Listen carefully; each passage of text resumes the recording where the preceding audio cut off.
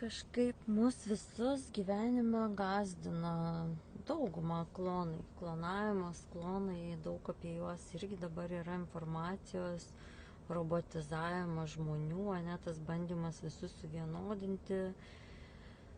Ir visiškai nepastebim, kad nesąmoningai patys tą darome, stebėdami ir sekdami įvairius vedlius, influencerius, diktuojančius madas, čia tuos gal gyvenimo būdo vadybininkus ir dar kažką. Ir vis tiek visi ieškom patarimų, kaip geriau gyventi, kaip apsirengti, kaip valgyti, tarsi visiškai negalėtumėm jausti ir suprasti savęs. Ir mes net nesąmoningai pasiduodam tam visam madų diktavimui ir visam kam. Ir pasižiūrėkit, kiek daug dabar klestinčių yra mergaičių, moteryčių ar dar kažko, ar vyrukų, nežinau, ten ko, kuriuos seka didžiulės auditorijos, norėdami būti tokie kaip jie. Ir žmonės net nejausdami pradeda klonuotis.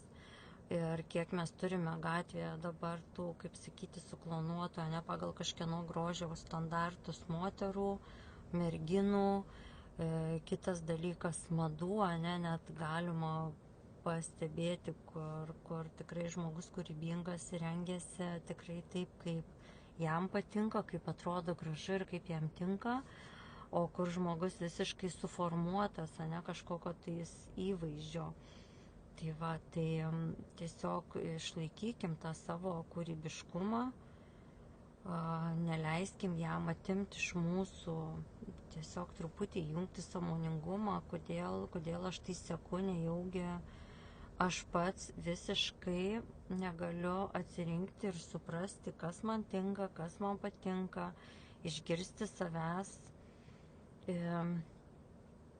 kas man tikrai sveika, ne, kalbant apie visas sritis, apie grožį, apie sveikatą, apie maistą, apie judėjimą. Pradėti, kaip sakyti, sekti savo širdį, ko noriu aš iš tikrųjų, o ne ką sako ir diktuoja visi kanalai ir kodėl aš noriu būti toks kaip visi.